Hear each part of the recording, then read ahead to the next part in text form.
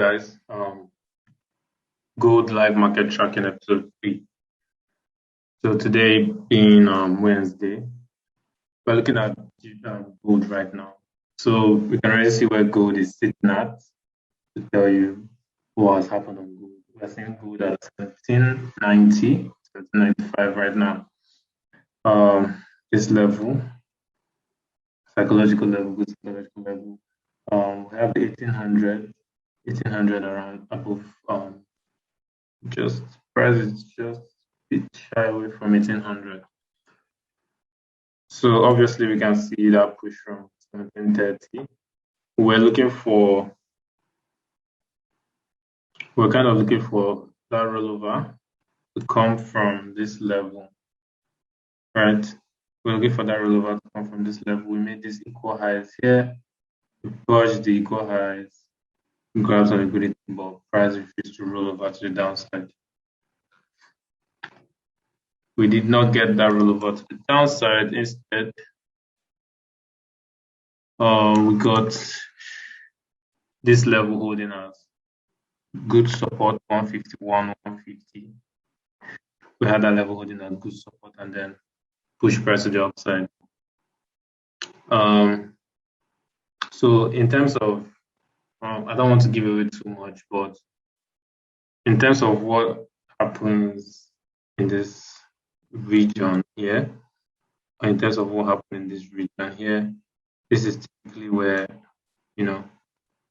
this is typically, oh my God, I'm so tired. This is typically where people try to get into the market to go short, right? I was trying to go short on gold, right? So that's to tell you no one is above being liquidated in this market, right? Big run up, stops hit. You can see this week 1, 2, 3, 4, 5, 6, 7.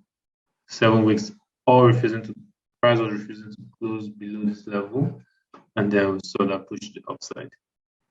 So everyone who was trying to sell here stopped out. If you didn't get stopped out here, definitely got stopped out there. Looking at what we have here, we have this kind of consolidation before price dropped. So obviously, if we go down to lower time frames, we'll be able to see. Let me just move this box here instead.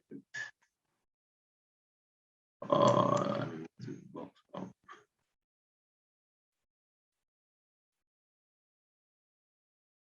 My God.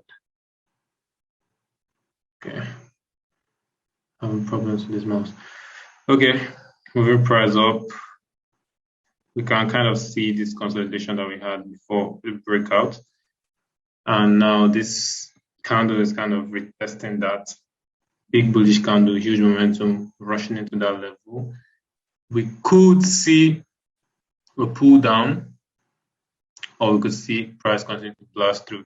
It all depends on what we start to see from this level. Going into the 4-hour, let me update you guys. I was short on gold. I had some short positions on gold. And how did that turn out? Well, that turned out in 1 loss and 1 break-even trade. So look at this level that we had. Quickly, we had this level. We had this level on gold, right? We did try to okay, not this level. This level. We have both levels. We had this level and we have this level.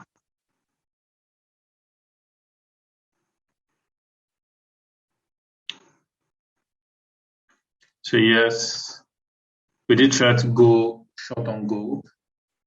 We did try to go short on gold.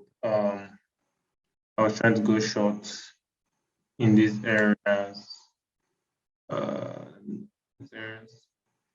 and around these areas. Trying to go short. You can see if you're trying to go short here, stopped out first time. And then this was our second entry. So my second entry.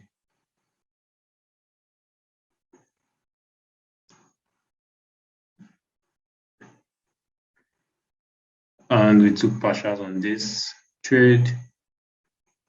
We took partials on this trade, and then we got stopped out. So these are the two positions. My mouse is having issues, but you can just clearly see the liquidation that we've had.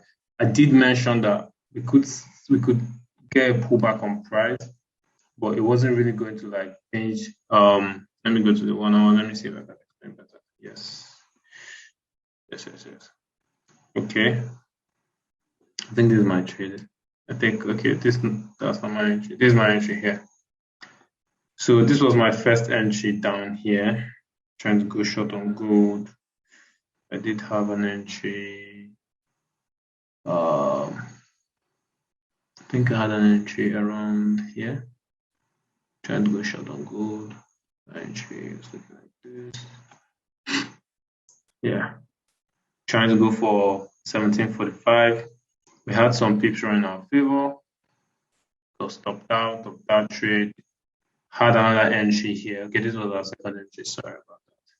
And as you can see, this level of support that we had here at 1759 or 1760, that 1760 level was holding quite strong.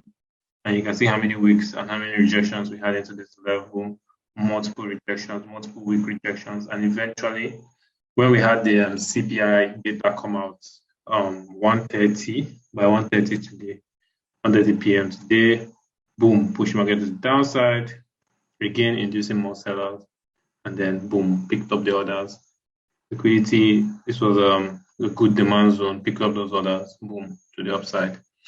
Flinged it, this is how many pips, this is how many pips on gold. It's more than 200 pips on gold. So my positions for gold this week, one loss, one break-even trade.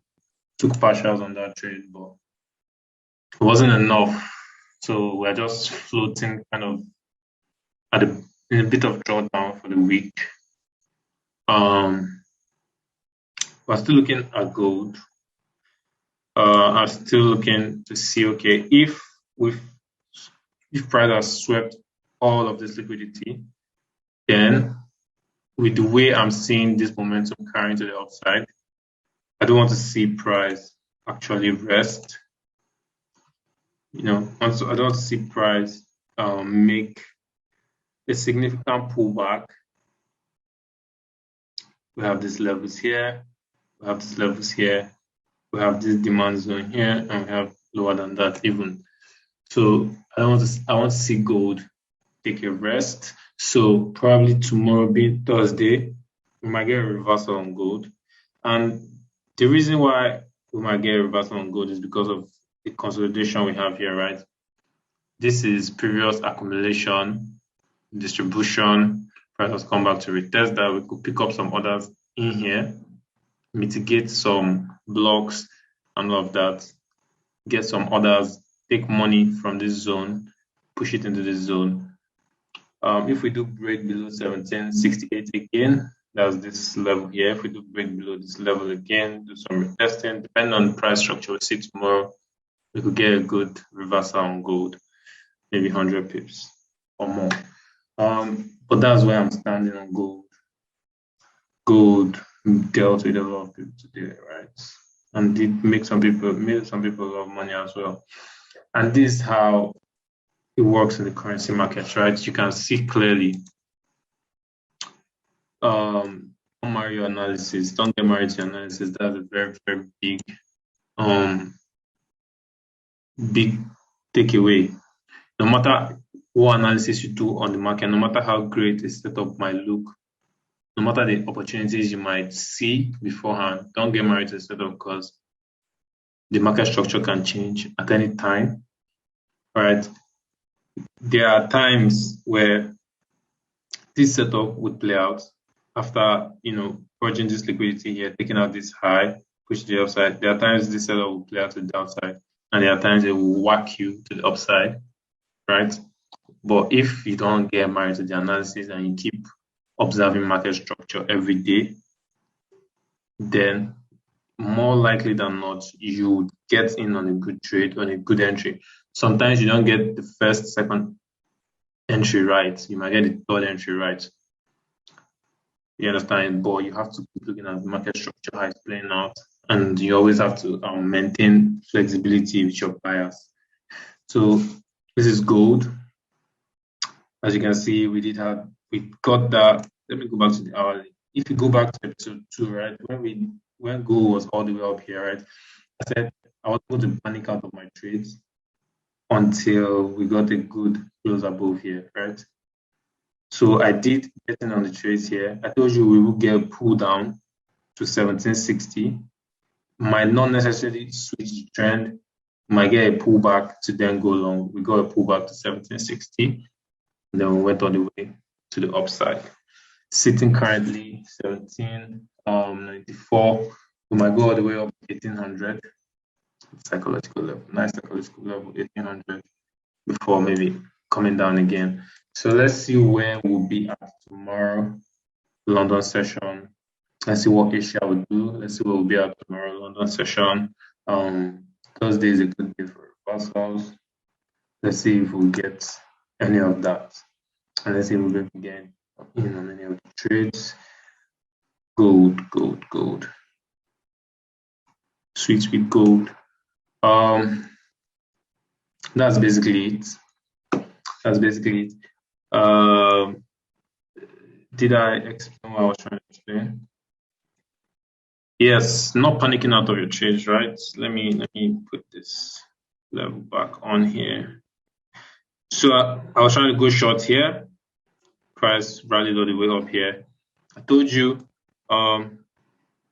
okay, look at this for example. This is the first trade we're trying to take, right? First trade we're trying to take. And this was the second trade we got in on. Now, if you look at these two trades, even though we didn't have, even though price didn't go to 1745, which was the level I thought I was going to fulfill, you can still see that there were multiple opportunities to actually make money on this trade, right? You can see the opportunity to make money here. You can see the opportunity to make money here, despite the fact that we were wrong. So most times, most often than not, you are not going to get the direction right, but you might get to make money. I think is a weird thing, and that's why sometimes it's kind of difficult to know how to manage your trades, knowing to take profit on the market, because you have an expectation for price to fulfill, and even though you might have your trades running in profits, it might be very difficult to take off profits. It might be very difficult to secure some of those profits because you have an expectation. So what I've got to notice over time is that even though I might not get the entries right, those entries, maybe the first entry, the second entry, might provide some sort of profit. So I do like taking off profits from my first entry, second entries. As I've said, we might get a third entry to go short on gold if market structure is still bearish, or if it wants to switch up now, then we'll see something else. But you will still have the opportunity, you might still have the opportunity to make money. If you get your entry right, you might have the opportunity to make money even before, price runs in the opposite direction. And this is gold. You can literally get like 50 pips, 70 pips, 100 pips easily, even if price is going to whack you in the opposite direction. Well, yeah, I took a loss on this first entry and took a break even on the second entry. So this is where we are at with gold. Let's see what happens tomorrow, and we'll trade accordingly. So trade safely, guys. And see you guys in episode 4.